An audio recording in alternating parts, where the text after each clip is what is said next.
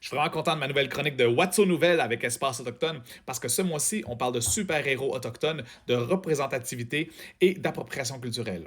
Bon, pour ceux qui ne sont pas au courant, Marvel, donc Disney, vient tout juste de sortir une nouvelle super-héroïne autochtone, Gonyin Gehaga, donc Mohawk pour être plus précis, dans la série What If.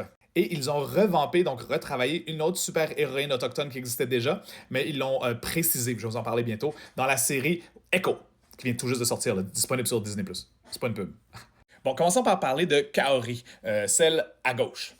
Je pense pas que les gens réalisent à quel point on est heureux en tant qu'Autochtone de voir une super héroïne autochtone. Tu sais, en termes de représentativité, c'est vraiment important. Parce que quand tu regardes la télé, quand tu regardes dans le cinéma, souvent, les Autochtones sont toujours campés dans les mêmes rôles. Puis là, enfin, on a quelque chose qui sort de l'ordinaire.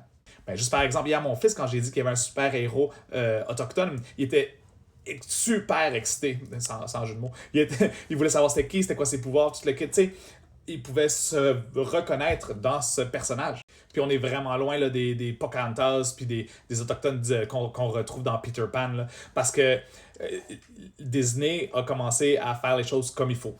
Dans le sens où, pour le personnage, ils se sont assurés que la langue Ganyan-Gahaga qui est parlée dans l'émission soit très très précis. Ils ont demandé à des locuteurs de les aider à transcrire. Fait que la majorité de l'épisode est dans cette langue-là. Puis c'est tout vrai.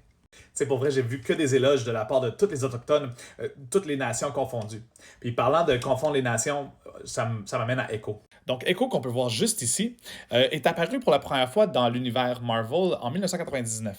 Mais lorsque la réalisatrice Sydney Freeland, qui est Navajo, a été mise sur le projet, elle a réalisé que le personnage d'Echo, qui était un mélange d'Autochtones de deux nations, là, Cheyenne et Blackfeet, elle a réalisé qu'il oui, il y avait beaucoup d'imagerie autochtone utilisée au travers le personnage, grâce au personnage, mais que c'était n'importe quoi. Il y avait de l'imagerie Inuit, Haida, Navajo, c'était comme un melting pot.